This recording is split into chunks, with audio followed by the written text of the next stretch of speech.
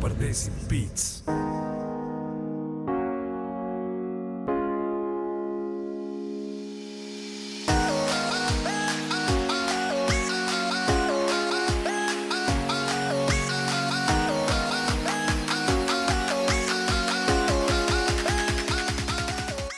What's up, everybody? You guys are tuned into Pardesi Beats Unplugged. Today, we're doing a very interestingly titled topic called Bugs and Drugs. Whoa, caught your attention there, didn't we? Especially since I'm unbugged at them, I'm undercover. But the thing that today's topic is about is growing up and sort of a lot of us here, one of these things is not like the others. Remember that from Sesame Street? But a lot of us in this video are wearers of the bug, the illustrious bug, the most, beautiful thing I feel like I usually wear, not right now. And a lot of us also grew up around a lot of things happening when we were in high school and things that involved drugs.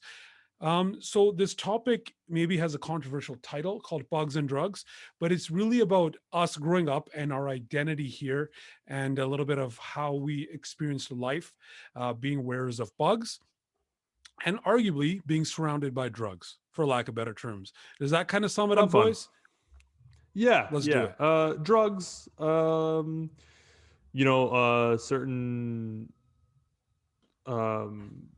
forms of illicit entertainment, that kind of thing. And this is in no way recreational intoxicants. Yeah, and this is no way designed to shame people. No. Quite the opposite, actually.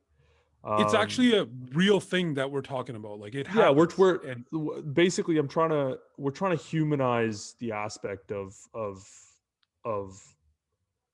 turban wearing six and the degree to which you how do I identify with society as one. Yeah, perhaps. Yeah, as a Sikh, and the nature to which you accept your own religion and identity. Yeah. And identity and how it forms you, essentially. And I think that's like a journey that we've all had in different ways, especially as first gen Canadians. We didn't really have proxies, or like role models is such a terrible word for it, but something like that, where we could have said, hey, that's the way it's done. Yeah, we had to be the trendsetters ourselves. Exactly. And Simran, since you're already kind of talking about it, you're the one who kind of came up with the title. Am I mistaken? Bugs with Drugs. Yeah. So on our last episode, off recording, you were saying, hey, let's do Bugs and Drugs. So what caused you to kind of pick that name, and what sparked in your brain to cause that idea to come alive? You know what's interesting to me? It's this it's our whole I'm glad you asked the question. We were reminiscing about our journey through high school and different phases and things like that, and how we were perceived growing up, and our sort of interpretation, our self-reflection, and then how there's this this duality of public and private, how we see ourselves versus how people see us, whether it be other men or women, when you have romantic intention. There you go. Perfect. Right. Or otherwise, how that whole and it goes way beyond that established. Too. Yeah, of course. And to add on to that, if you don't mind, there's more than that. There's like it's definitely a perspective of perception. Like, how are we perceived, at the same time mixed with how do we feel, and like how do we see ourselves or feel how we are, and our perception of masculinity as we grow up. That's a part of it. Yeah, that was huge for me. So before me and you just have this whole episode to ourselves, let's let Kushwant and Malik weigh in. Now, Malik is I'll say it because I'm undercover right now. So first and foremost, I got to give a shout out to Kush for wearing a bug today. I have a 5-month-old excuse not to do it. He's a little baby. You saw him in the other episode. So I've been busy with him all day, taking him to doctors and stuff. but still I could have tied it. I mean, we were a little bit late for a reason. But anyways, shout out to Kushi for wearing his. Kushi, you go next. How did you relate to this topic when we sort of sparked the idea, and what's your perspective on it? Then we'll go into Malik, who visually is probably the least, I guess, say valid for this, but at the same time, he is quite valid in other ways. He presents a unique alternative perspective, I would say. And I'll explain what he is in this dimension after when we get to him. But Kush, go ahead. He's a non-bullet. No, just kidding. Well, my little friend says hello here, and he welcomes everyone to the podcast slash videocast. So the topic, it's you just asked me how do I relate to it. I mean, it's just literally my life, right? So that's the easiest way to say it. It's just your Bugs and drugs. Bugs and drugs. I mean, it's just you really what we're going to break it down. It's just we're just talking about our life experiences, right? Yeah, really. Not literally drugs and bugs. So but hey, if that title got you guys here, we did our job. But I mean, it ties into that because we're going to focus on one kind of spectrum of our experiences growing up and what shaped us and stuff, and society and things like that. We're going to kind of touch on those things, but it's just that one aspect that we're kind of drawing on today. But yeah, it's just like, you know, how we all kind of grew up really in Canada, Western kind of society culture, mixing it with like our Punjabi identity, our Sikh identity, and Canadian identity. Exactly. Yeah. So we can talk about. Sorry, we can do identities too, right? Like Simran, I think that's what you kind of sparked in your brain, because me and Simran, by the way, have this very old, kind of not really a joke, but it is kind of a joke, that I'm his dad and he's my son, because we often think the same and act similarly. We enjoy eating different creatures and doing fun lumberjack type Albertan things. So, you know, like father, like son, I think we're on the same wavelength. But before we jump into our little random little, you know, whirlwind of ramblings, let's go into Malik here. Malik, how did this sort of idea being sparked sort of interest you, and you, because you were like, oh, let's do that. That's sick. Like, what made you react like that when we brought it up? I think Simran already kind of touched on it, is that self-identity piece. As first generation Canadians, we didn't really have a blueprint or anybody to look up to as, okay, so as a Sikh, as a Punjabi, you know, these are the things you need to learn the language. This is the culture. Yeah. And for me, it was more of a, okay, I'm connecting with the culture, but also I love all these things about Canada and Canadiana, and I'm very Canadian in that aspect. So it was, for me, Bugs and Drugs, it's more of like that self-identity piece. It's like, who am I? What percentage do I relate to the turban, the Pagh?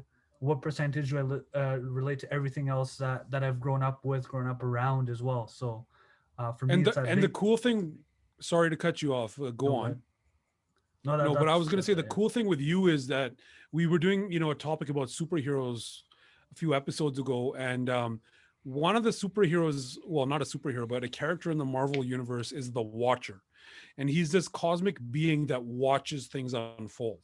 And he doesn't really get involved. Actually, he does a couple of times. But the point that I'm trying to make is, in terms of bugs, is it fair to say that most, if not all, a lot of your friends have bugs, and you've sort of been able to be the watcher in that regard when it comes to the literal topic of bugs and drugs? You've seen friends, potentially people you know, be influenced by both bugs and drugs and everything that comes with. So I think you're a very unique piece to this, because we're all wearers of bugs, maybe not at the current second here, but we're all wearers of bugs except for you. So you can definitely give that perspective of somebody who's not wearing it, but being very close to it at the same time. So I like that perspective that you can bring here. So, I mean, sort of to lead the discussion, I guess it starts with identity and then growing up. I think a lot of our realization, that I'm not speaking for everybody here, but I'm assuming a lot of our realization of our self-identity, who we are, especially when we're with us specifically in our culture, religion, and different culture and communities that we're a part of, it comes a lot in junior high, high school, because that's where the influence of pop culture, I guess the opposite sex or whoever you're attracted to, um, peer pressure, things that are cool, different interests that you may be a part of. Like you might get interested in hockey, comic books. That all happened for me in junior high, right? So let's go backwards again, the wheel that we came around. Let's go to Malik and go with you first. So where did it start for you? Where did you start relating to this topic that we're talking about today? I think for me, there's a very distinct moment where I figured out that, oh, okay, I'm actually a lot like these other people that are always around me. Growing up, I grew up in a very, I'll say, white community. Growing up in that Canadiana and very very westernized, uh, all through elementary, junior high, a little bit less, and then high school. I went to a high school that was predominantly filled with Punjabis and like the Apna community. So when I got there, I'm like, oh, okay, so this is my group, and Yeah. this is what I should identify with. Yeah. And that's where that shift came for me. And then I became very, very, very brown. I remember You those weren't days. brown until you got there. Yeah, so it Yeah. was that very significant shift, and those who knew me in high school knew that I showed up in high school with long skater boy hair, wearing nice puka shell necklace. Oh, So boy. I was one extreme, and now I'm kind of at the other end of the spectrum. So for me, I think that's very true. It's like So high school. as you experience and you go through high school, then you figure out what that balance is as well. Like Yeah. you're not all in on one end, but you're not all in on the other end. And it's kind of the piece of being that first generation Canadian. What am I, and to what extent can I balance that? So, having you said that just sparks one more thing before we go into Kush here. I wish we had like a female or a different gender perspective on the Yeah, that show would have been with cool. us today. And you know what? Just by the way, if any of you know anybody who'd be good to come on the show that's not a male, that can bring a different perspective, let us know in the comments below, or send us a message if you know us personally.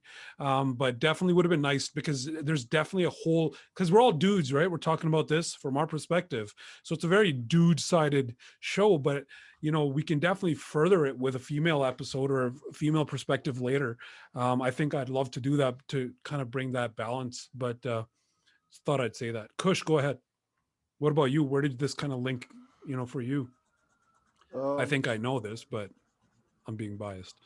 Well, I'm in a similar boat to Malik because growing up, predominantly my friends were not brown or Punjabi or necessarily people of color. I had them, of course, but like my best friends were not.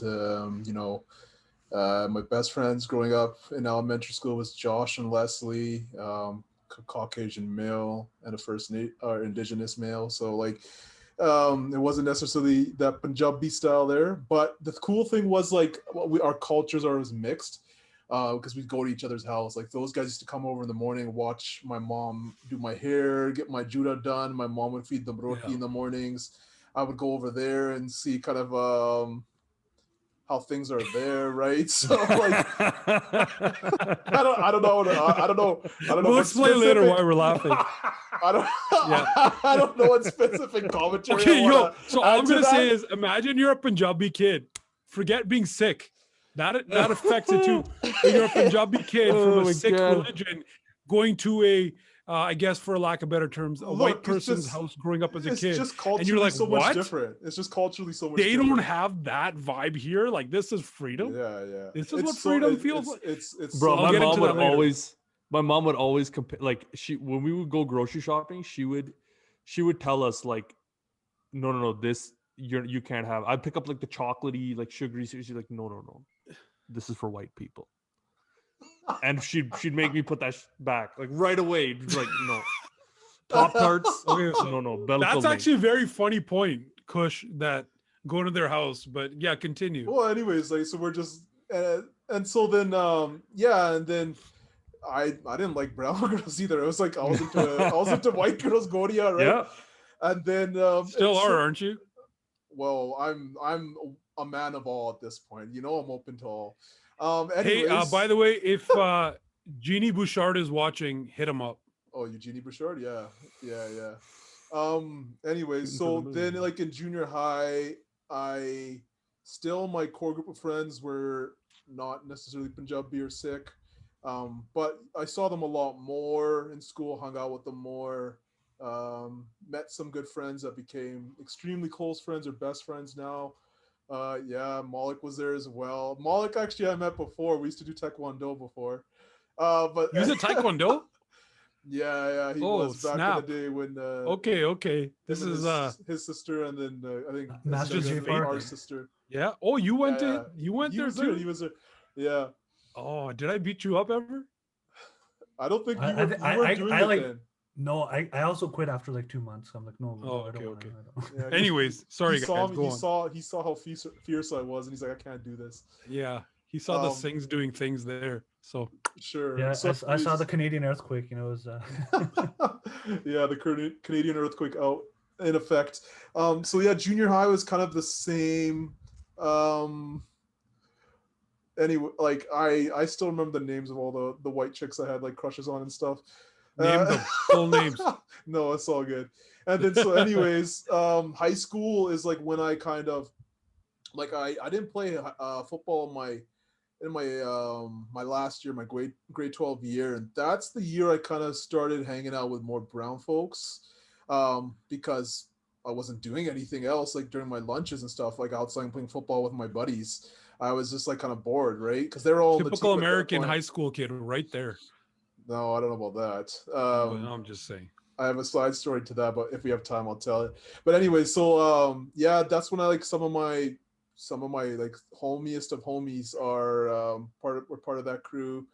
You know, it wasn't sick either, right? It was like, you know, it was literally just brown people, so Islamic faith, Hindu faith, whatever, right? It was the whole kind of melting pot of brown. And South so Asians. Yeah. yeah, so anyways, like that's when I kind of started interacting. That's when I even started liking brown chicks, since we're kind of talking a little bit about that, right? Yeah. So, and at that point you get like more into brown culture.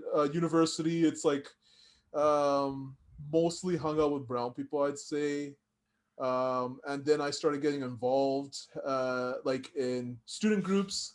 Was an executive for one for like at U of A, which was a Sikh based group, Sikh Students That's pretty Association, sick. or Sikh Student Society, right? Like at U of A. So shout out to you guys who know what it is. Obviously, when you're doing in a Sikh based group, there's going to be a lot of Sikh oriented people that you hang out with. And Or God, I hope so. yeah, and for a lot of so people that don't know what Sikh means, it's the correct way of saying Sikh. But go on. yeah, it's the faith we follow, or religion, whatever term you want to use. And so then after my experience got really super, like I dived into the faith-based aspect, more so after university when I went into a program that was held in Mission, BC. And that really changed my life quite a bit in terms of more so worldview and you know, your values and your quality of human being, those kind of things, and justice, injustice, looking at systemic things in the world, governments, oppression, you know, a lot of a big picture thing. But like a lot of things, like when you're younger, you question like, hey, we were told to live like this, but no one lives like this. So Why do we live like this? yeah, so a lot of like Yeah. things like where you question life, a lot of those things were kind of answered at that time for me, kind of like shedding light on hypocrisy of the world in a sense, if I Yep. can You say met that. Yoda. Yeah. Yeah, it's very philosophical stuff. Like, so like I can't go into it because I can literally talk for hours about it, but that were what that's what really geared my gears into Sikhi, you could say, into the faith, and into really understanding like what a bug represents, and what the drugs So that also represents yeah. in a figurative way rather than a literal sense. Okay. Nice story there. Simran, what about you? Like, where did you sort of first notice your identity in regards to pugs and drugs, as we say? It's really it's really interesting. Like I remember distinctly. There was a few like defining moments, I think. Okay. So I remember growing up like in elementary, and I didn't even know like what kind of, and it wasn't any kind of failing on my parents' part. It was just like that's how small your worldview is that I didn't really even understand what kind of Indian I was. Like my parents would say, "Oh, like when somebody asks you, you know, like you're from India, like you're an Indian," and I was like, "Oh, like the feathers and the powwow and the, you know, like on Looney Tunes, you know, I wear the headdress," and they're like, "No, not like that." Yeah. And it was like, oh, okay, all right, I guess. Shall I don't know what they're talking about. Identity And crisis at such a young age. yeah, you had this like I had no concept of like that reality. I remember my mom, and I should preface this by saying like I was a sardar, or like I had gaze, like I had my hair long from day one, so I've never cut my hair, but which is not a point of pride or anything. It just is what it is. Um, I remember very distinctly my mom going to work, and she would get me ready in the weekdays for stuff, and but in on the weekends she used to work, and my dad would be home on the weekends, and like a lot of sick kids with gays, we'd Case, wash our by the hair. way, just for the people who don't know, it's Yeah. long uncut hair on the top of your head, So arguably.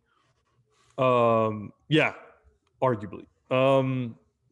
And they would say, you know, my dad would go to work, and like a lot of kids, we'd wash our hair on Saturday mornings. So for some kids, Saturday mornings was Power Rangers.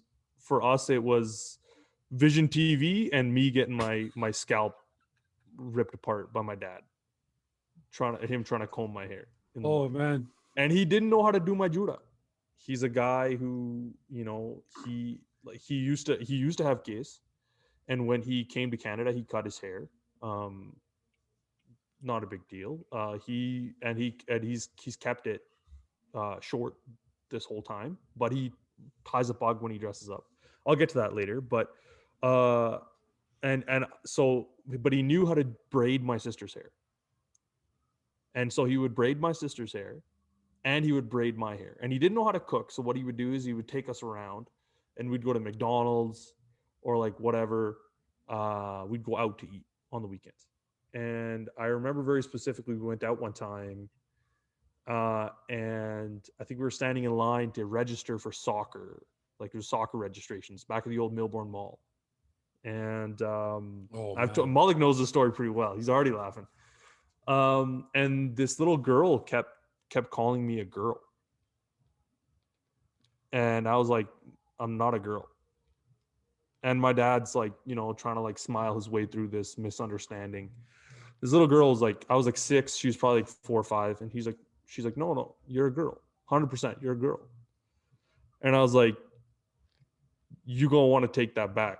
And she's like, you're a girl. You're a girl, you're a girl, you're a girl, you're a girl. Finally, I was like, okay, I'm gonna show you what's up. So I dropped trow in the middle of Millbourne Mall.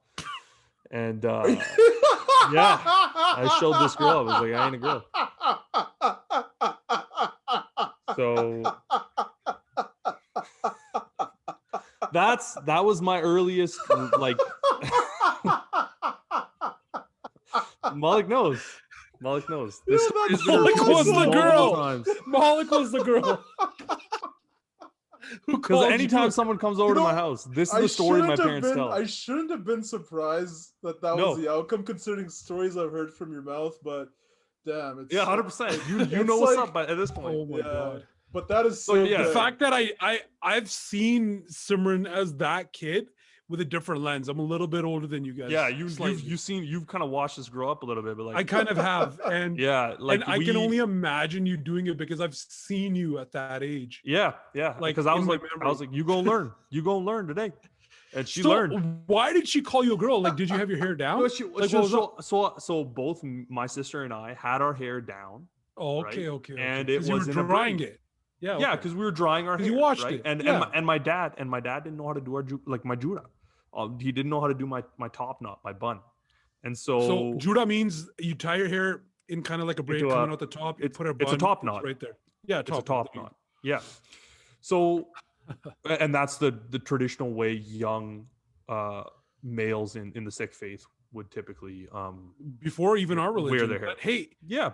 Did she believe you after that you were? Oh, I think she got the message. Okay, that's the main thing that I wanted. I'm pretty she got a message. Yeah, I'm glad I was only 6 because I would have ended up on a sex offender list or something like that. But if I did that today, but that was the first. That was the first. I think it wasn't until like the 7th grade that I did like and that's like I was 13, 14. I went all that long. I went to Gurmouth camp, still didn't figure it out. Did all that stuff. Spent the rest of my life, and that sort of practice response was, hey, this is my religion. I didn't know more than that. I really didn't. And it wasn't until I was in the 7th grade that like we had a social studies project on family history and background and like the different parts of your family history. And part of that was, ancestry and like where you're from, but other parts of that is your faith and things like that. And it was divided, and I made this little poster and all that. And that's where I went on a Wikipedia spree, and I Googled the 10 gurus and all this and that. And, 15 years of, Sunday school condensed into, a 2-week thing on this project got me what I needed to know about my own religion and motivated me to investigate further and ask questions ask more detailed questions to get a better background of and form my opinions on things. And then I think it wasn't until like high school where like everybody has those ugly phases, and my mom was like, I'm not letting you. Okay, wow. Yeah. But like my mom was like, I'm not letting you go to high school with a parka or like with a dastar. Like you either you're gonna go. If you're gonna go, you're gonna wear a pug. So my cousins came from England, and they're like, and I'm like, you got to teach me how to do this. And so within a couple of days, I kept practicing. They're coaching me a little bit. I learned how to tie it, and I got a little bit better steadily. And it was like, okay, I can do this. And that's where I started forming some semblance of like what I felt was like an identity, like how I felt I wanted to be perceived. And that still wasn't exactly what was happening, but at least I was more confident and comfortable with it. I think that's a very common turning point. Like I think you said something very, very proper there. And what you said was how I wanted to be perceived, which is a very key element in this whole discussion. Yeah. Continue. Yeah. Sorry. Like I think we all have those moments where we struggle with that identity. Yeah. And we might remember instances in our lives where we might have wanted or contemplated the idea of wanting to cut our hair. And that's a very serious topic, right? Like you have these influences never growing it or trying to grow it. Or never growing it. Yeah. Or partially somewhat attempting to. That sort of fight with yourself, right? For me, like it was early on where like I first went to school and I realized that nobody else around me had long hair. Like this I was is one of the we relate to Luke Skywalker more than anybody else. It's like the dark side is tempting us, but we have to remain strong. And it's not even. And here's the thing: it's not even dark. I know, but like just metaphor. Yeah, no shame to it, right? There's no shame to it. Like I look at it and I was like, I was one of the only kids, and I looked at like, hey, these like kids were like gelling their hair, and they were like, even my mummy who had their hair cut from like a long time ago, they were doing their hair. My dad had his hair cut, so it was really just me and my granddad. My dad wore a pagh like to the gurdwara or to like wedding receptions and things like that, and we were. It wasn't the typical idea of masculinity, first of all, that I was accustomed to. It wasn't what I was seeing on TV. It wasn't what I was seeing in my own home or even at school. I was different in a way that I couldn't rationalize. And the only other time that happened to me was when I was in high school, junior high. Or like there was those routine like inconveniences. Like, oh man, I sweat so much during gym class. I sweat through my parka, or I forgot my salai at home and I got stray hairs and they're bugging me and I don't feel comfortable. Yeah. Or that's literally the worst, even to the worst. Or you're in elementary school and your juda comes undone in front of the other kids. I have a story about that. That is the worst. It happened to me in kindergarten when we had free period. And Miss Owens, bless her soul, Julie Kniski, what's up? She tried her hardest, man. I told my mom that morning. I was so mad at her. I was like, "You're not doing it tight enough. You got to do this tight. It's gonna come undone." She's like, "No. You're gonna lose all your hair. They're all gonna fall out of your head." I was like, "No, you get this right." And she was like, "Nah." And the last 15 minutes of the day was free period. We had free time, and you know how important free time was back then. She's like, "We're going to go to the park. You're going to play in the jungle gyms." And I was like, "Yo, let's do this." I get there. I go do 2 giddies around the slide. And this thing is like in my face. And she's just like, "Oh God." And I'm like, "Oh God." And she's this old lesbian woman who like has like really short hairs buzzed to her head. She doesn't know what to do with this thing. I don't know what to do with this thing. We're sitting there trying to figure it out, twisting it in different ways. She's pulling on it, yanking on it, like wrapping it around her wrist and stuff. And I'm sitting there like, nah, it ain't right. You ain't getting this. And finally, I was just like, all right, just leave it. So I sat there on the tire swing with my hair in my face till the end of the day. And I literally walked back to the car. And my mom's like, "What the hell happened to you?" I was like, "You tell me. Figure it out." Let's use that tangent, and I'm going to jump in with my earliest sort of remembrance. So I don't know whose idea this was. Was it my dad's idea? Was it, another elder in my family, like my tayaji, who we call papaji, by the way? Was it his idea? I can't remember. But what happened to me in kindergarten was my mom walked in with me to kindergarten one day in front of the whole, 20 kids sitting in kindergarten class.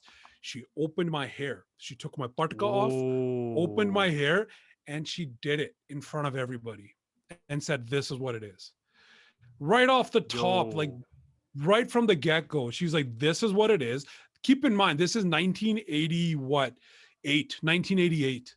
Okay. That's a pro move. I'm dating myself. I was born in 83. Okay. I was 5 years old. This is kindergarten. That's wild. I already went through play school. I can talk about that. But this is kindergarten class at Duggan Elementary School. I'm sitting there in the room that's facing south at the school. And she does that. She opens my hair. I didn't know she was going to do this. She opens my hair and she opens my patka, which is what Simran's wearing right now. She opens my patka. She opens my top knot juda hair. These are just for people who don't know what the words mean. And she kind of does it in front of everybody and does the patka on top and says, "This is what it is. Live with it." And I was never harassed about it. One day, Simran, similar story alert. Wow. One day, they pull the gymnastics equipment out from the gym wall. Okay. And I don't know what I jumped on that little springboard. I had some magical acrobatic stuff in the air. I did that move that Anakin does when he spins with his lightsaber, and my judo opened and my partka came off. I don't know how, but it did. Oof. I think my kindergarten teacher's name was Mrs. Buxton, if I'm not mistaken. And what did she do? She tied my juda and she tied my partka on top. Was it the best job ever? No. I'd give it a 70% though out of 100. And I was able to remain in my identity, in my comfort zone, close to my comfort zone for the rest of the day because she saw my mom do it and then now she was able to do it. And that was a pretty epic story and there's so many spider webs that can come out of that, so many different areas we can talk about. But for the sake of time and to be concise, I'll keep it short. That was my first experience that, hey, this is something about me that nobody else here has, except for Samir, who went and cut his hair later. But Samir is not part of the story anymore. That was Bitch ass. No. Yeah, Samir. He's cool. Samir actually got hit by a car and broke his leg after that. Yeah, because and then and then everybody would say it's because he cut his hair, because he cut his hair. But anyways, he's like, oh, that's the bad luck. God, yeah, that's what I said to him. I'm like, see what God did to you? Oh, that good job. Your hair, you got broken leg. Anyways, we were which isn't true, by the way. It's not. Well, we don't know because we are joking. No, we don't know, man. It might be true. Ask true. God. Can you talk to God? No. Yeah, we don't know. Not yet. Is there a God? He's got a boy or a girl. The point is definitely an it. The point is, this is 5-year-old me having this experience, which would shape arguably the rest of my life in terms of my identity. Realizing that only I had this problem and nobody else had this problem. Yeah. And on top of it, even today, Doug in school, Doug in the community that you guys love to hear about, that neighborhood was predominantly not Punjabi. It was I stuck out like a sore thumb. There was like 3 of us in the school that had paghs on our head, turbans on our head. Yeah. And you're all different ages, I'm guessing? We were all in the same class, arguably. So, I mean, you can say it's that early 80s generation, right? Because there weren't many before us. And then one of them decided to cut his hair and got hit by a car, but there was 2 of us left. No, that's so we really stuck out like 2 sore thumbs, right? So the point that I'm trying to make here is we were in such a neighborhood where nobody knew what I was in terms of my identity and my appearance. My best friends on my street were all white. I mean, I don't know if they were mixed, but let's go for white because they appeared to be white at that point. And a 5-year-old me is not going to know if somebody's Métis or somebody's, Irish or whatever their cultural relation is to their history. But the point that I'm trying to make is they were all white people. And they would all ask me, like, what's that on your head? Like, what's this? What's this? And I would have to explain the story so much to the point where I would come home and ask my dad or ask, my dad, what is this? Like, what am I? Like, and they would have to explain all these stories to me. And that's a lot of responsibility. Sorry to cut in, but like, no, for a kid, that's a very valid point. It is a lot of responsibility. We talk about, like, hey, like, to have the patience to have to explain something. Yeah. But it's, and like, hey, and correctly at that. Yeah. And people just asking you a polite question. Like, they're genuinely curious. As kids, it's very innocent. But like, to constantly defend, not even defend, but like constantly explain yourself. Yeah. Is like a real weight. And as a kid, you don't really realize it, but you're just like, oh man, I just want this to not be happening so I can just go on and just do what I want to do without that defining myself to every new person I meet. Right. And I mean, correct me if I'm wrong, but you guys kind of grew up in the 90s, right? Yeah. And I grew up in the 80s. So there was a little bit of significance in these arguably up to 7 years of difference between our ages. We're in a 7-year spectrum. And the point a lot of the demographic changed. It did. And the communities where we grew up changed. And we started out like me before Kushwant is my brother, if you guys haven't caught on. But before he was born, I'm 7 years older than him, even though I look younger. But before he was born, the point that I'm trying to make is there was 5 years before my sister was born where it was just me, and I didn't have these guys to have their experiences. It was just me kind of having these experiences. And I had, because my family, we have more than just my parents. We have my taya and tai, who we call papa and ammi, who are more like grandparents in a way, figuratively. And so I had 4 people I could go to and speak to about this. And I had a lot of guidance. Personally, I was lucky that way. And you're right, Simran, to teach your kid, being a parent now myself, but to teach your kid correctly what is your identity is very tricky. And you're not going to nail it the best at one instance, at one conversation. One day after school, your kid comes, he's like, oh, kids are saying this. You can't nail it all in that one conversation. That's so much. I'm still learning, right? Like to date. And it's changing. And what's your fully formed identity now that's changing with time is not what his is going to be, because he's a second generation kid. exactly. His circumstances are And completely different.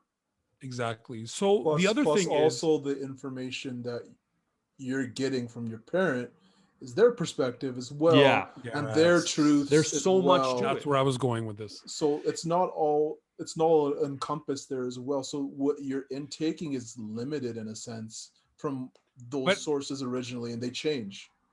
and here's the other thing that a lot of people don't know. Shout out to the British colonists for causing this problem, not just in our community, but in the indigenous Appreciate. community. But check this out: a lot of community, not just indigenous, like a lot of the, I mean, just about every worldwide Yeah. communities, every of other ethnicity in the every world. other race and ethnicity and religion Yeah. and culture. But check this out.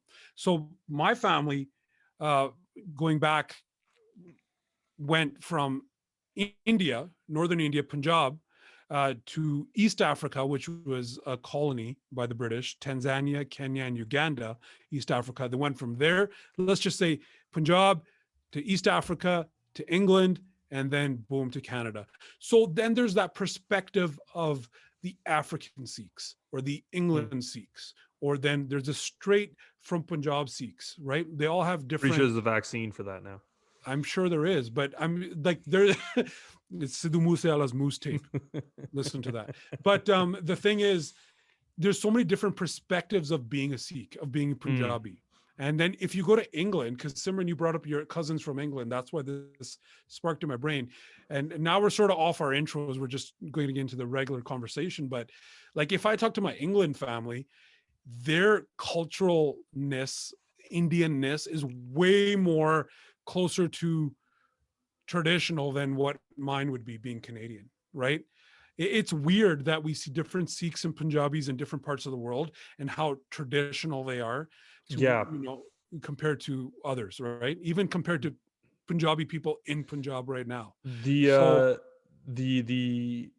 weird changes in communities and diasporas and their evolution is like a whole we could do like a whole other podcast on it. I feel there's so much depth to it, but to your point, guys, sorry, go ahead. Yeah, I know that the formation of identity is so specific to your individual circumstances. And Yes. what's true for like even within Canada is like I look at my cousins in Toronto, and how different things are for them compared to people I know from Vancouver or California.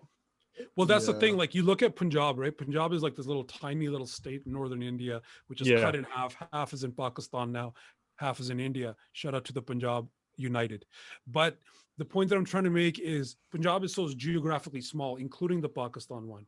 Then you got Canada, and you got Punjabis on Vancouver side, and then you got the Toronto, Montreal side, and there is a discrepancy in between. And we land somewhere closer to Vancouver, but kind of central. But plus and with a lot more white people.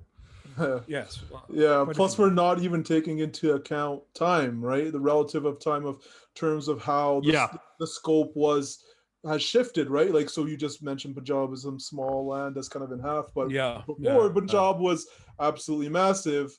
One of the most well-renowned lands, in the 1800s, or just a little bit before as well, in the late 1700s. So things changed over time as well, and that definitely shaped the culture moving forward and to where we are today. So there's a lot of context in history that is super important to understand and realize, as well as to kind of like how we are where we are today, and what shaped the people who came before us. Okay, so these are all valid points, and I think instead of, for the risk of just speaking of identity the whole time, which is it's a big variable depending on different factors and everything. So identity is very much one of those things that we all struggle to grasp, and I feel like still partially are, even though we mostly have a good grip on it.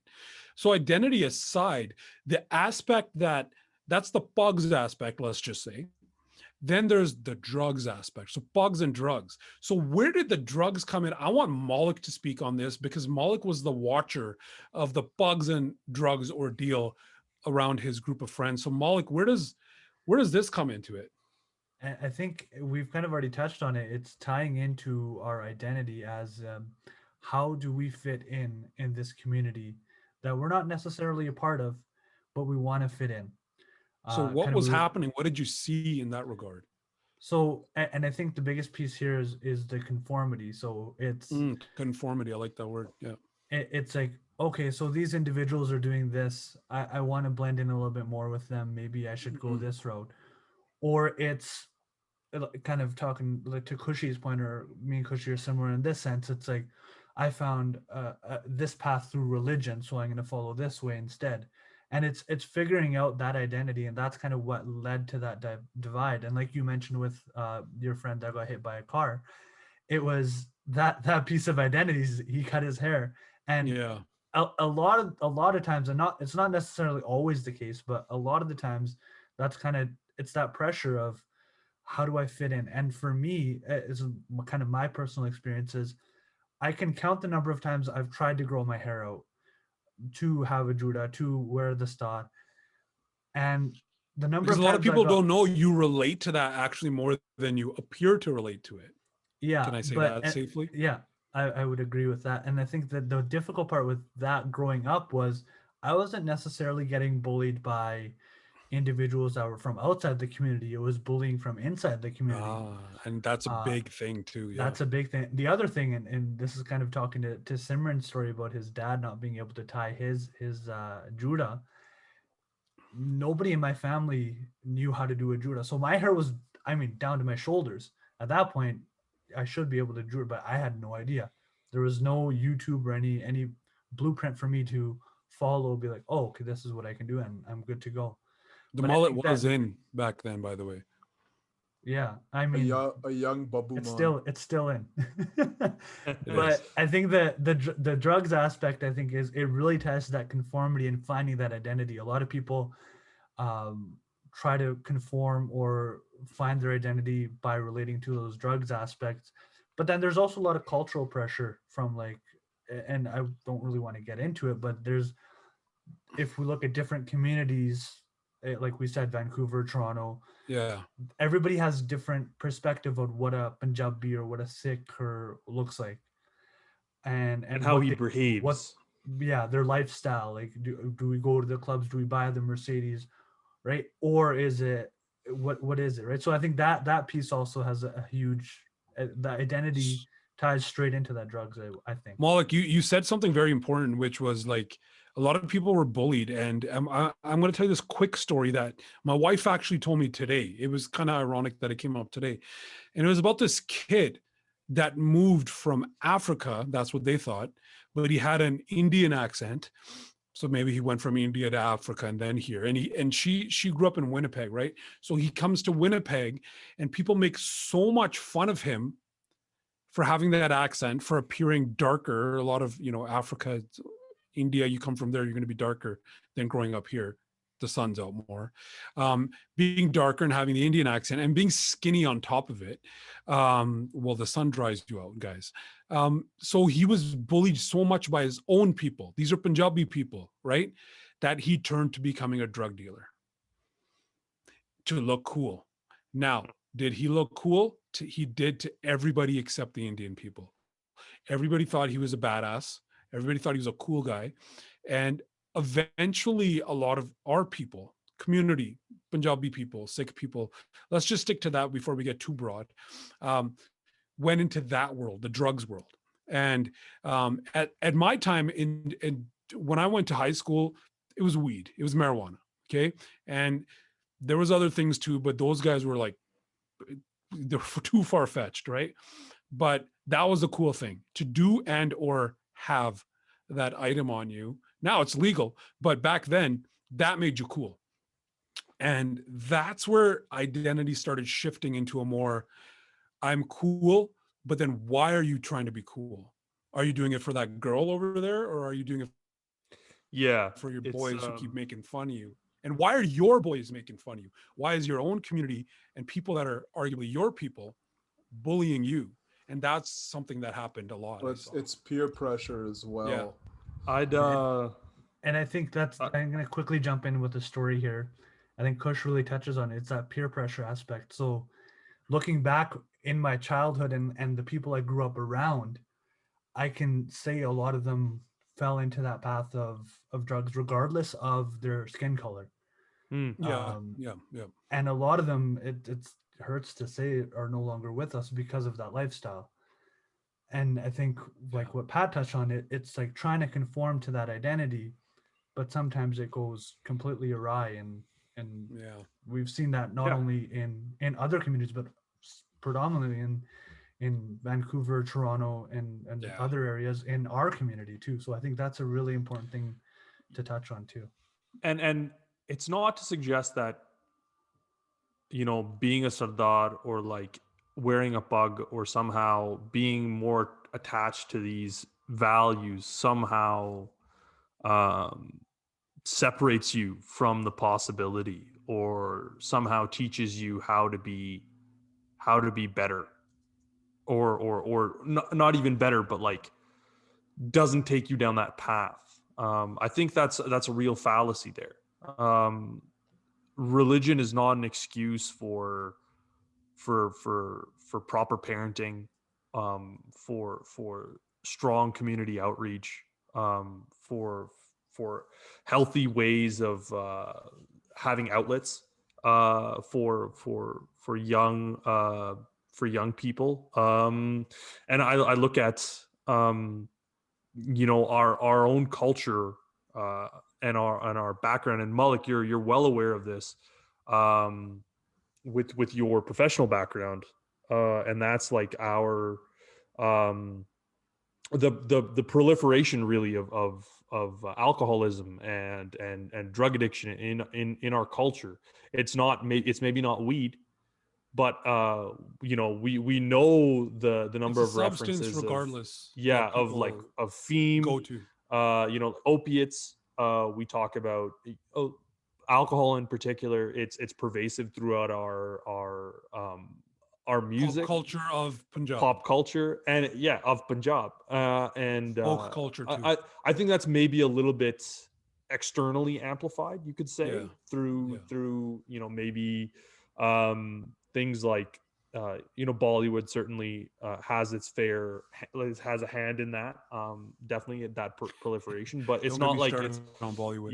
It's not like we're not also part of it, right? There's and there's generations of trauma and struggle and very hard living that's ingrained in that, but it doesn't come up accidentally, right? No, that naturally you know, Punjabi folks in the diaspora outside of Punjab have issues with these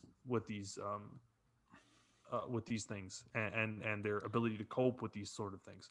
I think generally speaking, like just substances, they'll find in different eras, different times. Different eras, different times. They'll find some the sort of taste substance of as an outlet. Yeah. Well, and that's true of any, and that's really true of any community, any population. You give me a community that's not struggling. I know you're thinking something, Malik. Say it right now. Yeah. Before Kushi says it.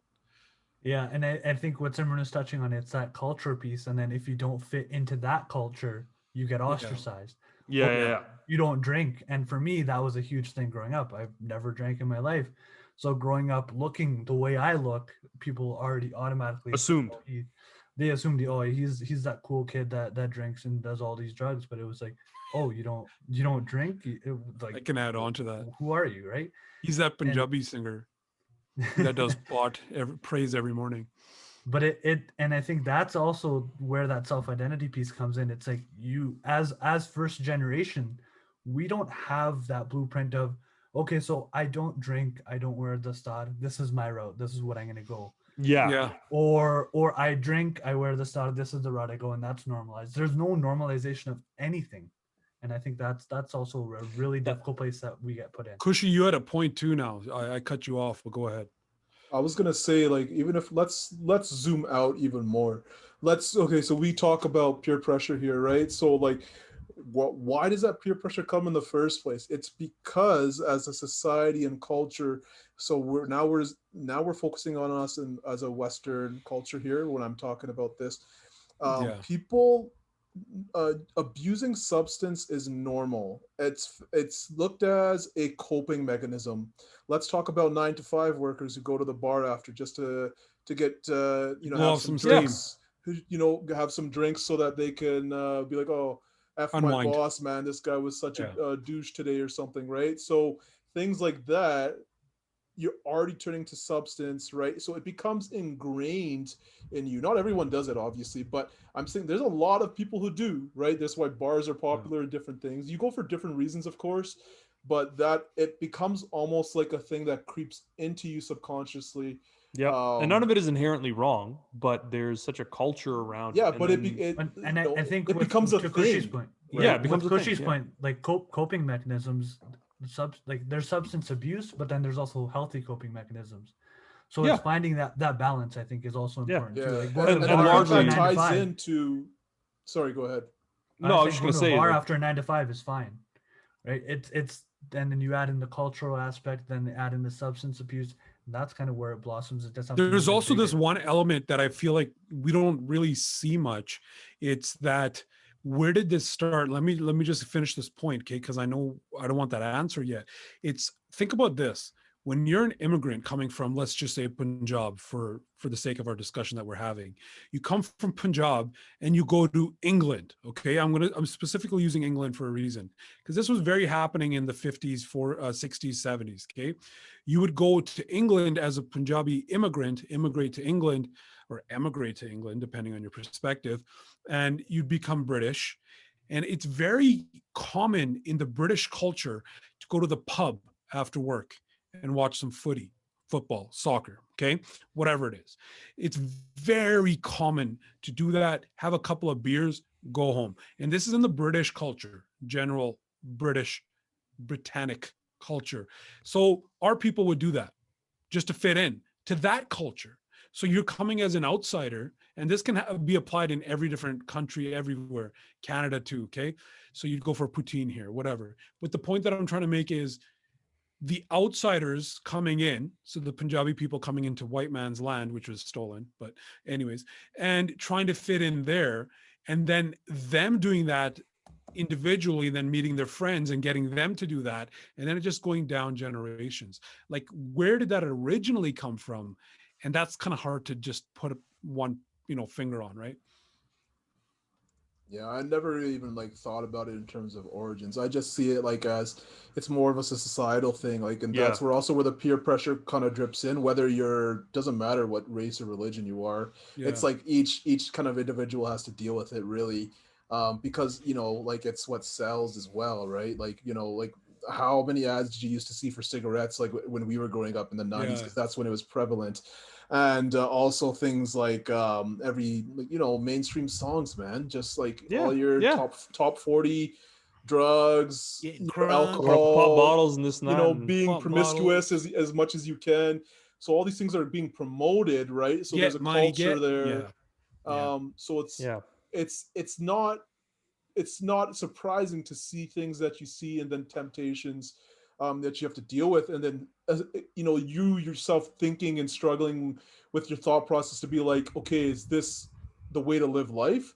Is this how I'll be accepted if I do these things? Is this meaning that I'm doing it the right way? So those are the kind of things that you kind of like struggle with and deal with, right? And that it comes back to identity, right? Yeah. And that Because was you're that trying was to the point I fit was in going to say.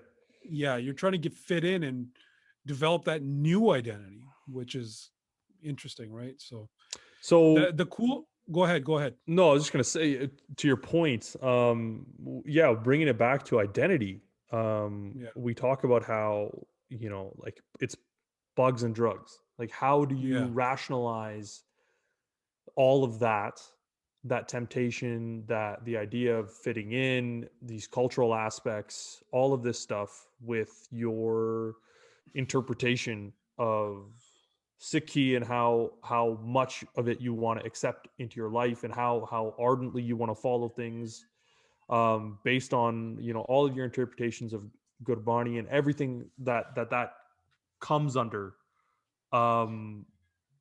Let me jump in, Simran, because you made a Yeah. very, like, you opened up this little portal in my brain and it took me back. When I was in high school, this was me in the morning. You brought up Gurbani. Okay, Gurbani is for those that don't know, it's sort of the sacred Sikh based hymns that are sung religious in our religion. So I'd wake up in the morning. This is me in high school. And I'm not exaggerating, I'm not bullshitting. This is 100% how it was. I'd wake up in the morning, I'd listen to Gurbani. Okay, I'd listen to some sort of part. I would even sometimes do the part. And then I'd get ready, I'd tie my turban, my pug. And as I'm tying it, I'm listening to Gurbani. I'm in a very sort of spiritual mindset, looking at a picture of my Guru Gobind Singh Ji's, sarup or picture, if that's not the best word for it, but you get what I mean, was on the wall. And I look at it, I'm like, yeah, I tied my pug. I'm proud. I wouldn't go to school if my pug wasn't good, just because of that sort of anak, that proud feeling of wearing it. And Yeah, you have a then I'd bad go to, pug day. You have a bad day. oh, you're done. Like, you're You're just not done. even alive that day, right? Oh, So, bro. but if you had a good pug day and you had that vibe in the morning that I just spoke on, you go to school and you're the king of the universe, and you walk in, like, you kick that door down and you walk in almost, right? Oh, those But the days where point, it doesn't hurt. Oh man, but here's the thing: you start the day like that. that But ear this is where blister doesn't Pogs and bother you. drugs really comes in. Check this out. You start the day feeling like that, like a saint, for lack of better terms. But I used to walk out of school at the end of the day feeling like I was Dr. Dre's buddy. So that's where the weird, no, I'm serious. So all Yeah. my friends and everybody I knew in high school was listening to the Chronic 2001, which is a dope album, by the way. But you walk out, it's like smoking weed, getting female dogs, all these things. And if you're listening to that in the album, you don't have to bleep that out. And so you walk out of school feeling like a G. You feel like a gangster. You're like, oh, I want to. You're kind of listening to this music, imagining yourself in that picture. Because the real thing with music and things like that is you put yourself in that position where you can imagine it or relate. So I did not do any drugs, and I was imagining myself smoking weed, listening to this music, but I didn't do that. And in contrast to how I felt leaving the house in the morning. So I feel like that's where our identity, and you guys all mentioned high school and when you're with your identity, piece at the beginning here, your monologue. But that's where it came in for me too. High school was so pivotal in going from bugs to drugs at the end of the day, not literally. Yeah. And so, you know what I mean? Like that mindset shift from being religious and spiritual and feeling like a saint in the morning to at the end of the day, after skipping 7 classes, feeling like you're, some guy, a part of NWA, smoking weed with Dr. Dre and Suge Knight. Like, you know what I mean? That's very interesting because think about parenting, for example, right? You're trying to shape this kid's life to be what you're kind of hoping for, but in reality what's happening is you do your part, society does their part, their friends do their part, what they see in the real world that does its part, right? So there's so many different angles hitting And our you. education system does its part. Yeah, like the teachers, like everything, every little thing Yeah. impacts it, right? So it's really not in your control. But if that's almost the same thing you were just saying, right? Like in terms of like how you're feeling and how you felt left elevated, but then after you're feeling like in a gangster mood because you're listening to Dre's album or whatever, right? So like different things impact you throughout the day, Yeah, throughout your man. life. Things, It's such an variables, impressionable time. yeah, It and is. variables you don't have a control over, right? And so that's also something that shapes who we are and what we understood to be like who we are, right? So just kind of something important that you need to, like, I guess, realize. Obviously now it's like when we're doing retrospect, can't do anything about it, but in our current days it's something to be like, oh, how do I, what external factor like really impact me to shape who I am today, right? So just a But cool and, little and I tidbit. think I think to that point too, and I'm gonna bring Pat back in on this, is like, as first generation individuals, we didn't have that blueprint. Now we've went through it, so when we pass on to our children or upcoming generations, we have an idea. And at the same time, kind of what we experienced was having that dual identity. Like Mm. at home, we were something else, or when we're leaving home, we're something else. we get to school, we act a different way, we're in a different environment. And I think that's really prominent for first generation, because we were still trying to find ourselves and struggling to find ourselves. Yeah. What is this? And I Like, know what are we? Simran, finish your point that you were trying to finish, and then I'm going to get into what Malik just said. Yeah, it might take us off on a little bit of a tangent, but I was just going to talk about how that sense of identity was formed, and like we talk about how you have this. We mentioned it before, was this how we want to be perceived, and then how we actually are. And I remember that for high school, for me, it was a weird paradigm of before Just Rain and after Just Rain. Yeah. Literally, I was 16. So at 15, didn't know who the guy was. Nobody knew who the guy was. He didn't pop off yet. And I was like a sexually inanimate object. It's like one of my favorite lines from Just Friends. I was literally, I don't know. Maybe there might have been some girls that might have been interested in me in some way at some point, but I was If you're one of those girls, comment below. Let them know about the missed opportunity. And then there's, like I generally went, and I was just this. I looked more. I think the impression I gave off to girls my age and a little bit older was that I was somehow like their brother or their dad. As this guy with a Pagh, I wasn't like, when I walked into a room, I had to do everything I could. If that was my intention.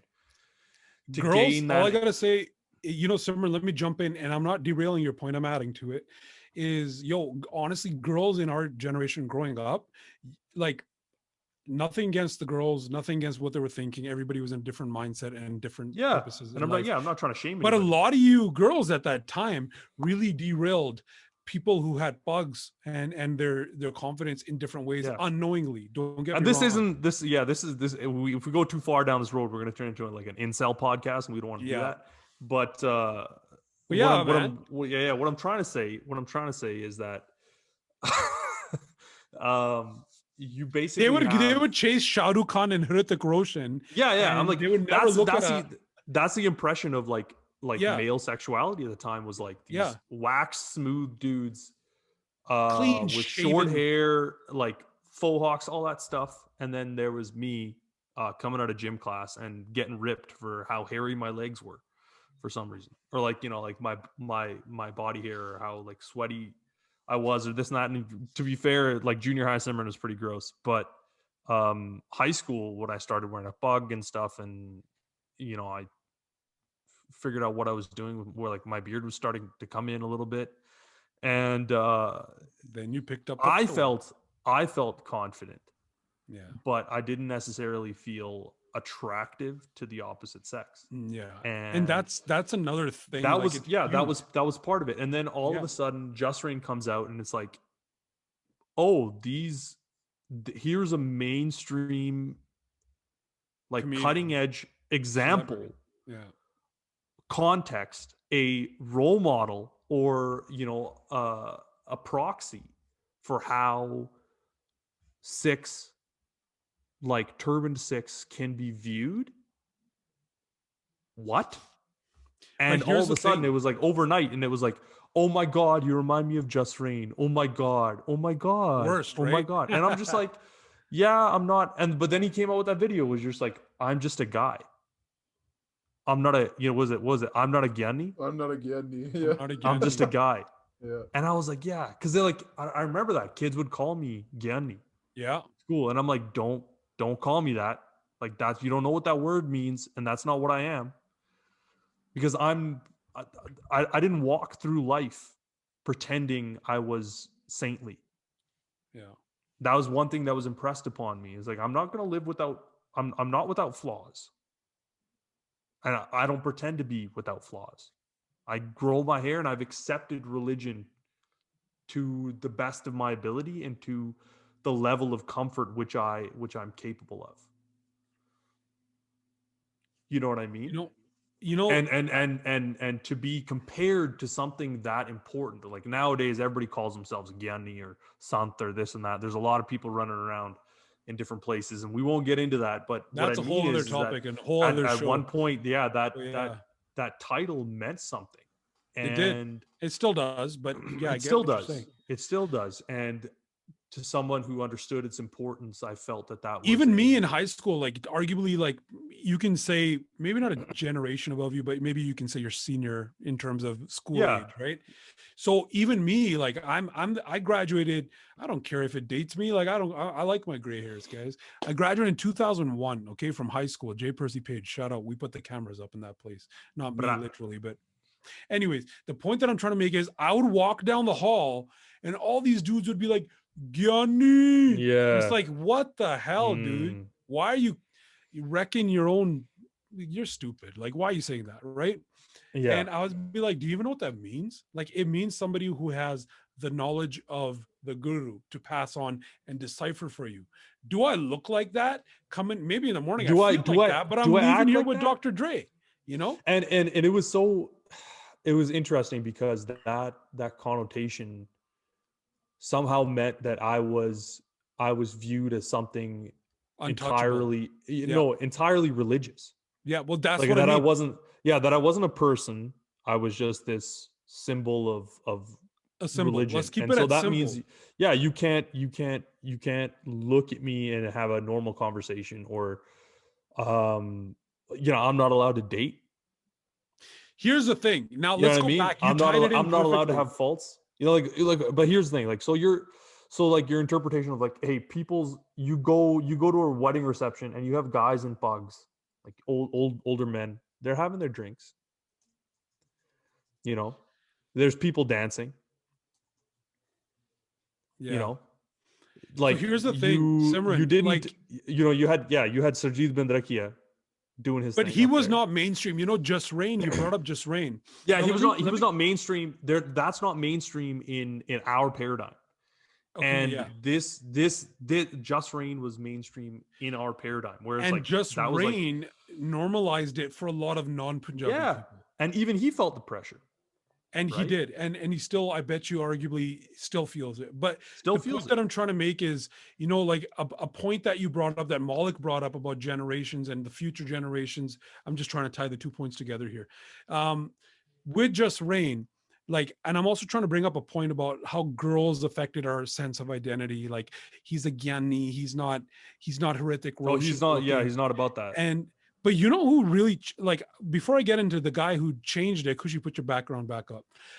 Just Rain kind of normalized it for non-Punjabi people. Yeah. But the guy that really made girls, I feel like, I could be wrong, that's my opinion, made them kind of like Sardars in that objective sexual way, I guess, if you want to go that route, is the guy on Kushi's background, Diljit Dosanjh. He sort of put the Pagh on the map for the people that didn't notice it before. And I'm not saying he did it just that way. He did it in a lot of different ways. Yeah, I think the other aspect that was interesting was, just to jump on your point, was the interest, like around the same time, that trend of Bollywood actors. That's where I'm going with this. Yeah, prancing around as Sikhs. I mean, again, none of these people are without their faults. That's exactly where I'm going with to embody a character without fighting for their struggle is really shallow. And that's the point that I was going to make. Could you leave it up? But it did serve a purpose, and that was to remove the marginalization of the appearance of Sikhs as just that. So we went from, and I'm just picking on, but we went from like Bollywood heartthrobs, for lack of better terms. Yeah. That's what they called it. Being Hrithik Roshan, Salman Khan, all these dudes, right? To finally, today, being somebody like Diljit. So it's kind of nice to actualize that in my, and I guess you can say, younger days still. And then it's gone. Even in Western culture. Yeah. Like the like in the 2010s, the trend of beards and man buns. And I'm like, I've been rocking I've been rocking this since day one. Like, what are you talking about? Yeah.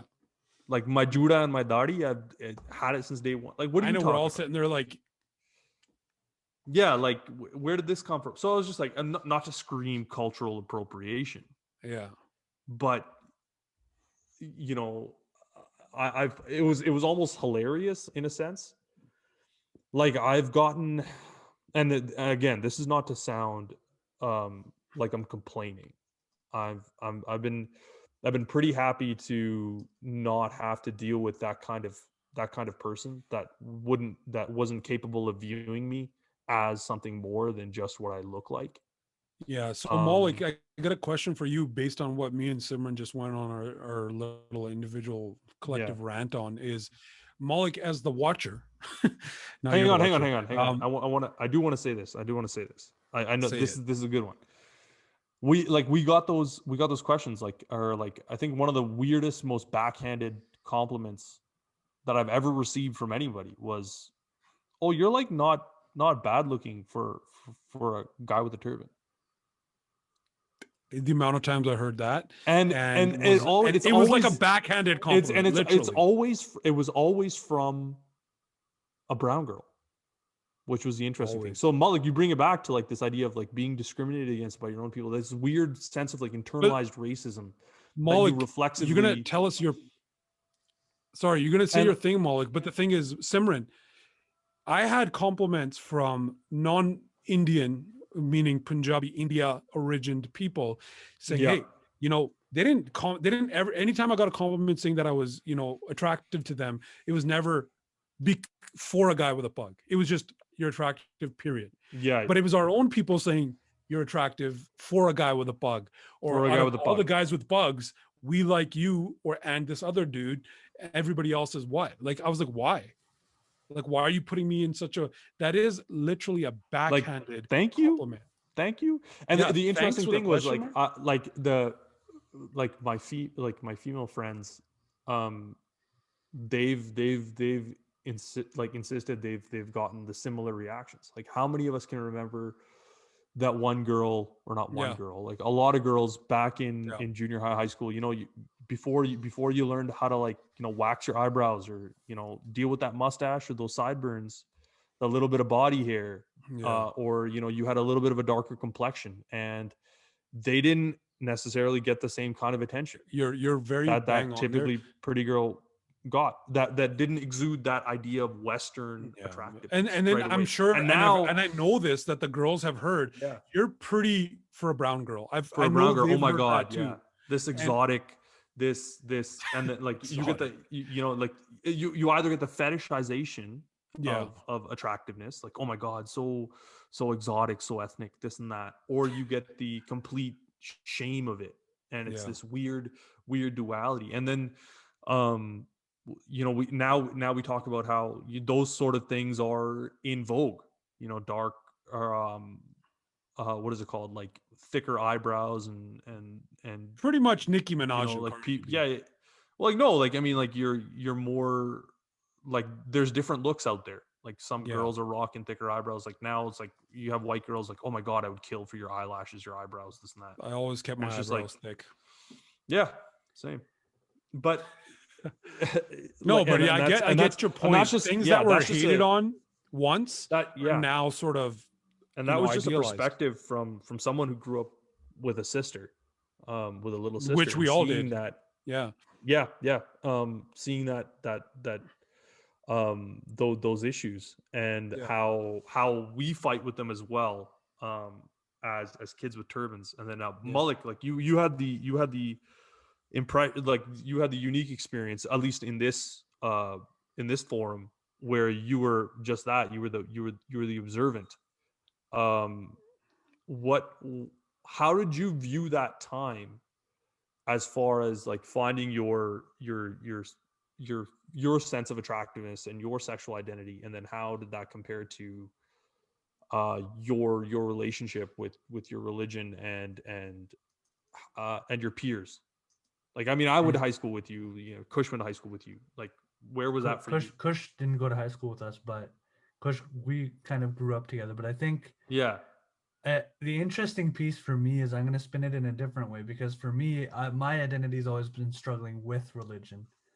Like Pat kind of mentioned too, I really identify with religion. I do all the routine and all that stuff, but I don't look like I follow the religion. You don't have that stereotypical religious look. And for me, it's kind of the opposite of the bullying that was experienced from everybody else. It's like, Oh, I don't have a full beard. My beard connects now, but even to this day, I can't grow a full beard.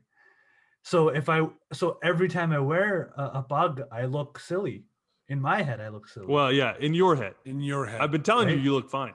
You look great. And that's kind of what I've been struggling with, and that's what I struggled with even through high school. But you saw me in high school, and I know Simran, you can attest to this. I was the flamboyant kid wearing the bright colored clothes on Yep. all the trends, the spikiest hair you can see, and Oh my God. you would Watching this never guy trying to think do that his hair. that's yeah. Should I pull a And picture up? Like an hour and a half at least. but Watching you him get think ready. you think of and that's kind of what we talked about, that duality of appearance. Although on the outside it was, oh, he looks like he's fitting in, conforming, he's hanging out with all the different groups. So like I would bounce between the brown crew, but also I'd have the other crews that I also hang He'd out bounce between the Paghs and the drugs. with. I guess that's a great way to put it. I would bounce between the two. And it was kind of that struggle for me. It was like, how do I normalize that I do love my culture? And it was the environment that I was growing up with. Eventually that turned into meeting the group of friends that I have now that we call the Bhangra Boys. And that morphed into a whole nother identity. That's a whole other conversation too. That morphed into my music, and that morphed into everything else in one end of the perspective. But then there's still that struggle of religion. Yeah. So I think there's the outside perspective of like you were mentioning, you have people complimenting you on your appearance if you have a turban, from the perspective of just you look attractive, not you look attractive because you have a turban. There's no qualifier. Yeah, and I think that's as again, I'm going to bring it back to first generation Canadians. I think that's something that we've all struggled with at some point, and to an extent we still struggle with. It's a natural part of growing up. I want to bring one more element into that. Like it's for females, but like check this out. And I know you guys have all thought of this, but maybe not at this very second. Here's another group or identifiable group that we, as I guess you could say Punjabi Sikhs that are Canadian that wear turbans, not right now, but generally speaking, we can relate to the same sort of group of females that are Muslims that wear hijabs. And a lot of dudes would say about those girls, that girl's hot, but she wears a hijab. And I was like, who cares? I ain't about that, yeah. Yeah, and you know what I mean? Like, and I feel like that's another different religion that we can relate to, also a different gender that we can relate to because of what we've been segregated to hearing. Oh man, and our hijabi friends, like, have you ever noticed? Hey, like her bangs be sticking out, and you pass her the salai and be like, "Yo, you need this." No, I never did that, but that's cool. Yo, that's how I bonded with like 90% of my hijabi friends. Is like, oh, sick. That's dope. They were having like a bad hijab day, and I'd be like, yeah, I'm having a bad bug day. Like, yo, try this. And they'd be like, yo, what is this? And I'd turn them on to like salais, and they'd be like, oh my God, this is amazing. Now we know who we're gonna get on next. Somebody in that category. Yeah, word. Yeah, and we'll talk about our our commonalities. But Mullet, go back to your point. I just wanted to bring that up. I just thought about it randomly. Like we relate to them. But I think that is the beauty of it. As we talked about bugs and drugs, it's not necessarily we have it as a clickbaity title, but it's generally the topic was you guys with that. Yeah, like how self-identity. Like who are we as first generation Canadians, or people who come to, like, if you look at the population now, there's a lot of people that are coming here on student visas. Yeah. What is their identity? Yeah. To what extent it's totally different than ours. I'll tell you that. Yeah. And how close is that? How close is that mentality to, let's say, our parents who came here in much the same way, and how are they dealing with those struggles? And our parents came to a white. What's that clash there? Yeah. What's that clash there? Because we see, like, because I noticed that at least in music and in the context of, like kids, social media posts and things like that, how, and even my sister's own experiences of how there's an assumption of how interactions are supposed to go between males and females that is dictated on one side by how things have gone previously in India, Like how you approach a girl on a college campus in India On a is motorcycle. on a motor. Yeah, it's borderline sexual. Like here would be sexual harassment. Here you'd get arrested. There you'd Yeah, get punched and in the face. trying to hard. understand, like, yo, itniyan kudiyan tha, I don't understand, like, you know, ਇਹ ਤਾਂ ਸਾਨੂੰ ਤਾਂ ਕੁਛ ਸਮਝਦੀਆਂ ਨਹੀਂ. And I'm just like, very valid point though. It's a different struggle for them. Yeah, and on one hand, I feel so bad because I'm like, you're experiencing this struggle in your 20s that I experienced when I was in my teens. I want to tell you a story real quick. That's a very interesting perspective, but right? I think that's very but valid, the stakes are so much more higher. elevated now. Yeah. So here's the thing: there's also there's nobody to teach them in the kids like us born here versus the ones that weren't born here. And I'll tell you what I mean by that. I remember being in high school. I was friends with some Punjabi girl. I don't know. She was complaining about one of the recently arrived members of our culture, Punjabi guy that came from India right away. She'd be like, this guy's like a creep. This guy's doing this guy's doing that. And I was like, yeah, but what do you think they show in Bollywood movies in India all day? Yeah, they like this teach guy's people that's how you're gonna get a girl. That's how you do it, and that's and what they like, come here and try to get a girl like that and get arrested. You know what I mean? God. In the first grade, I had this crush on this girl in this class. Name her. And the only way I understood how to like express my attraction to her, I was in the first grade. I was 6 years old. All I want to hear from this story is you broke into song and dance. Please. I have to be Shah Rukh Khan Hollywood at all times. So I was like humming the songs like from like Kuch Kuch Hota Hai and all this shit. And I was in the first grade. I had this girl was like, what the is this weird kid doing? And I had no idea. And my parents thought it was cute. And, like people would tease me and stuff. And I look back at that time and I'm like, I'm a moron. I'm an absolute moron. I'm kicking myself like, oh my God. And it's just like, for someone that has like habitualized that sort of behavior, that's internalized that behavior since the time that they were very, very young. Like my inundation to that kind of ended, and I got a very Western interpretation of like how to approach women and like how to interact with other people. And just tell them how you feel. My idea of masculinity and how to behave around other people and stuff like that. Whereas the aspects of toxic masculinity and things like that and how to approach women in a public setting. Which sort of, it can be its own podcast in itself. It could be its own podcast. That changed for me, right? Because I got that education here. Yeah. But for someone coming in from somewhere else, they're still operating on that. They're still operating with that previous manual of instructions. Right. You know what's funny? Like if somebody bumps into me, I'm gonna, have their kid.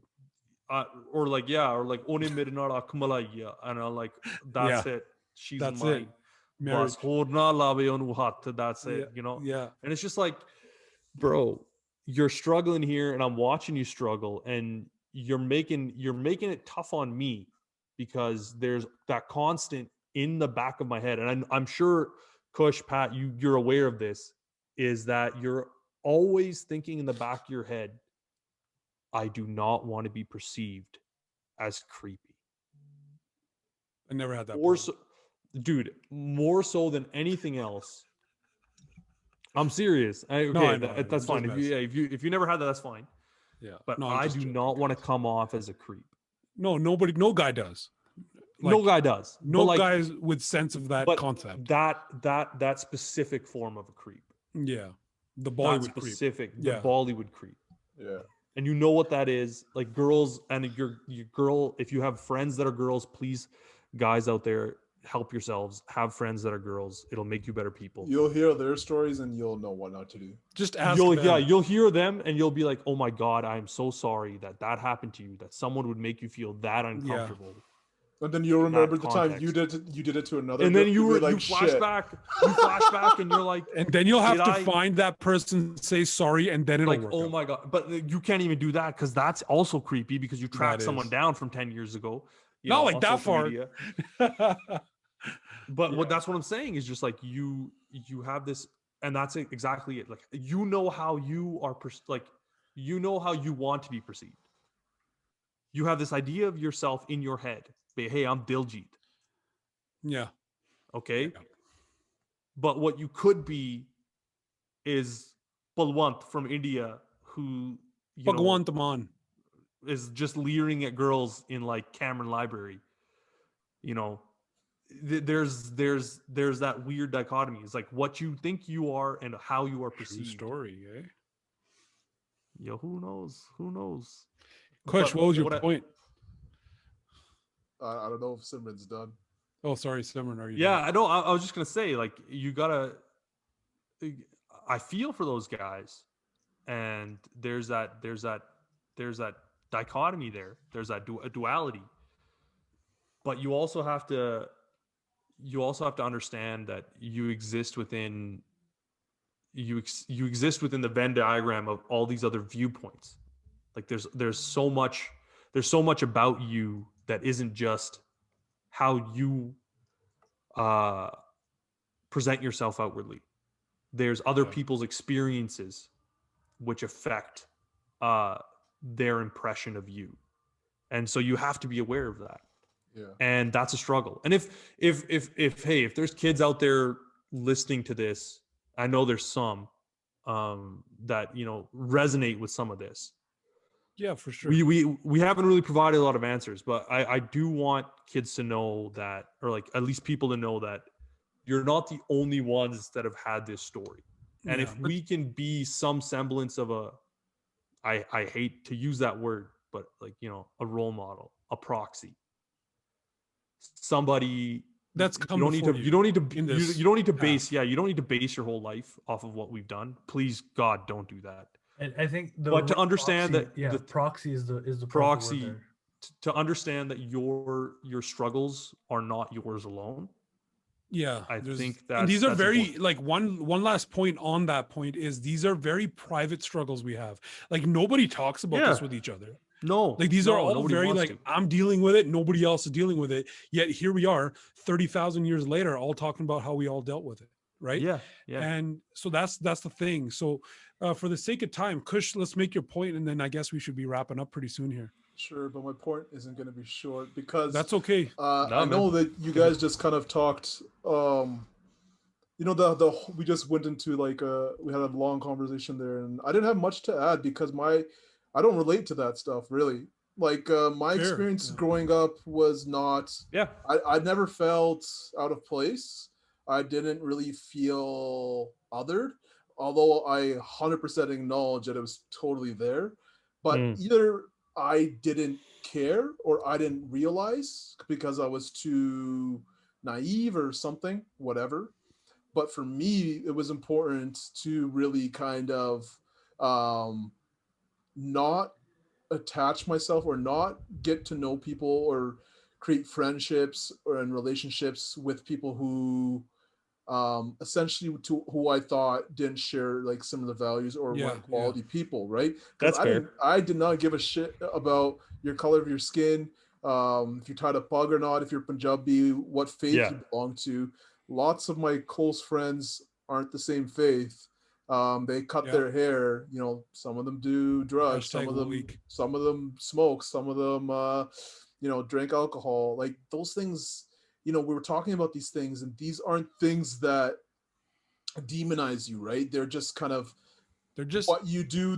Whatever, for whatever reason it is, but because like the quality of who you are really speaks to what you bring to the table in a sense, right? What you give back to this world, because those things are important for me. But also what you don't do, like what kind of stupid things you don't exactly lack right? of or restraint, Yeah, like what you're not doing, like you're not going out there and fighting with people like every weekend or something, right? Or you're not being a creep, like we just talked to random girls or random boys. Yeah, don't be that guy.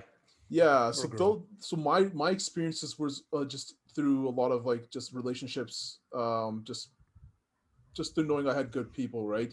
And I've kept many of those relationships to this day because of that. And so like, and when we related also to like I've got dabbled into the drugs world, right? I experimented, and it wasn't for me, right? Like I firsthand had the experience, and I realized like, okay, like maybe I get why people do this, right? There might be some sort of fun to this, but it wasn't my truth. It really wasn't. That's very fair. And like obviously what each person's truth is changes sometimes. And Yeah. it's your own journey to really figure out what that is. And I've never identified with that again. There's been a lot of people who have tried to bring me back into that realm of stuff because they know I dabbled in it for a little bit.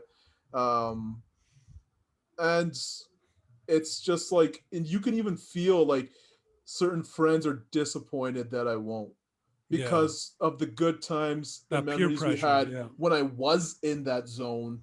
Because yeah, I made memories, a lot of memories, did a lot of dumb stuff as well. That's really funny during those times. But at the end of the day, it was just Hashtag like, Denny's. yeah, great Oh my stories. god. Yeah, great stories for sure. But Yeah. as an individual, as a human being, and who you are, it didn't represent me, right?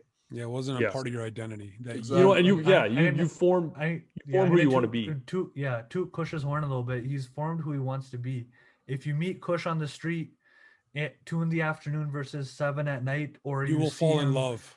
or you see him at like a WWE event, he is still the same individual. Yeah, He yeah, is yeah. still yeah. loud. He will still be himself. So I think that is who Kush is, and like you Yeah. found your truth, and I think Yeah. that's important in your identity. Kind of. It's weird. It's Whereas if weird you to hear catch me at somebody 2 in else the say morning, you that, need to get right? out of my house, it's Well, it's why is weird somebody to hear. catching you in your own house? But anyways, bro. I don't Yeah, know. that's like weird to hear somebody else say that, because like I wouldn't qualify myself like in that way, right? I wouldn't say like I know who I am or whatever. But the thing is, like, yeah, like even with like girls, like it's like I don't think my sick identity was a problem. I think it was more so like I was just oblivious, like one of those dumb guys, like who just Oh didn't yeah, yeah, realize. 100%. Yeah, You know what I mean? same. It's like that's we more what all it were. was for me, Yeah. because it's If like, it if, and like high if I school didn't is like, know, if like some girls are dropping hints, like in retrospect, you're like, no clue. oh, okay. But in Yeah. those moments, I was just like, Oh, yeah, man. right, yes. You're just like, okay, that's nice that you think that Talk about to you me. on You know Yeah, what I you MSN. mean? make That's Yeah. cool. You Dragon Ball Z? you did what you would do what everybody else at that time did, was like, you'd make fun of their mustache. And it was pretty natural. Or I would just go home Because and play video games. I was like, oh, I don't yeah. Yeah, really well, care, Yeah, right? like, I talk don't So, about know. Dragon Ball Z. Yeah, exactly. yeah, Yeah. and like even now, I would say I'm pretty like that. But like whatever, right? Like the thing is, um, it's Terrible. just I'm like, terrible. yeah. I mean, at the end of the day, I think everyone is. It's just we just get a little lucky sometimes. Yeah. And so like with the identity portion, and like with growing up and just being with like-minded people, I feel like I kind of was safe from a lot of those things that made me othered, or that could make me othered. And I really just don't feel like I cared about it, or if people did, if they wanted to spew hate on me, right? Um, because I have no problem telling somebody to f off. Like I'm not. That's not me being nice. In terms of when I ignore it, it's just me saying like I really don't. You are insignificant to me with this viewpoint that you're bringing to me, right? Like it's not relevant to my life. I don't want to let you impact me in that way. um, and sometimes it works. Sometimes that mindset doesn't also work, right? Yeah. So it really depends on the But scenario. I think you touched on a big piece there, is surrounding yourself with like-minded people. If we look back on our life as we grew up and as we experienced this self-identity thing, we were surrounding ourselves with certain people. We were finding out, okay, these people are not necessarily like me. This is not who I want to be. This is not who I want to present myself as. And as we grew up, as we experienced it, then we found ourselves with the Yeah. like-minded individuals. And that's kind of the struggle that we've seen as we grew But up. that's the journey too. Like you have to filter through all that garbage to get to who you are and Yeah. who yours are, you know? I see. I feel like I'm lucky in that sense, because a lot of the people I had in my life, even at a young age, they're still in my life. I feel like I've been blessed in that sense, where these individuals, I think all of we've you in connected on one a even a element. pardon. Kush, let me jump in. Like being his older brother, seeing his friends from when he was a kid that are still there now, And same thing with like Malik and Simran and your guys' squad, right? The Surma squad and everybody else, you know, shout out to them. Shout out to that night at Palace Banquet Hall when the power went out. Oh, sweet But Jesus. but the point that I'm trying to make is we're all connected somehow, guys. But the point that I'm trying to make is like a lot of you guys, like you can't speak on me, you didn't see me in this light, but you all sort of had that same crew once you sort of started to figure out who your identity was. Then it's like when the Avengers pulled Spider-Man, they, hey, you're like what, you're like us. So then you have that group, and then you sort of settle down. I'm not even saying that though. Like I just have to interject, sorry, because like that's not even what I'm trying to. I know you're not saying relay. that, but because I think that happened. Well, yeah, there is, but I'm still meeting new people even to this day and growing my friend pool. It's just people that like I'm bringing in people who I know, like match the energy, right? Because I don't necessarily have space for people. I don't entertain it, right? Like I just don't like to entertain that because like maybe it does go to what Malik was saying. I know what I kind of am looking for and what I'm trying to get. Like I know the identity essentially, like what I'm or what the goal of the identity is, and those people I'll resonate with and then try to revolve around rather.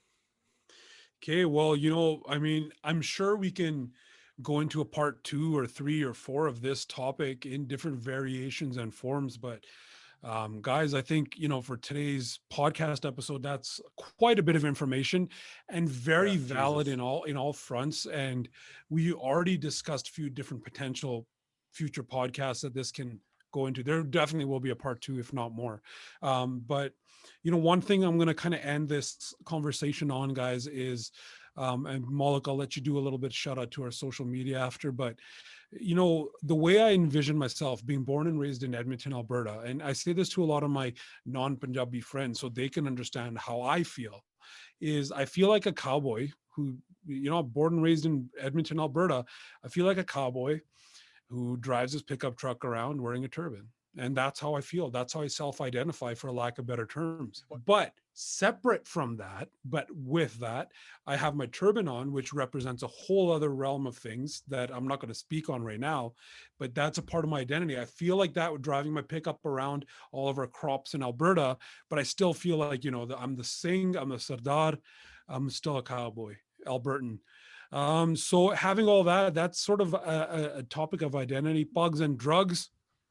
I guess I can safely say episode 1, guys, or part 1. Yeah, because I think something we should have maybe prefaced or started with was what is a bug in a historical context, and like we can get into that on another episode. So I think let's do that in a second one for sure. So like we talked about, if there's anything you want us to talk about, any topic that really resonates with you, make sure you let us know on our socials. You can send us a message on Twitter or Instagram. You can follow us as well. Like our posts, tell your friends at Pardesi_Beats. We're also on all major platforms for podcasts, so make sure you listen, download, subscribe. Give us a 5-star rating as well. We'll see you guys in the next episode. That was episode. Go ahead. And before we go, if you can relate to anything that we're feeling and you want to try to tell somebody how you're feeling, just share this with them.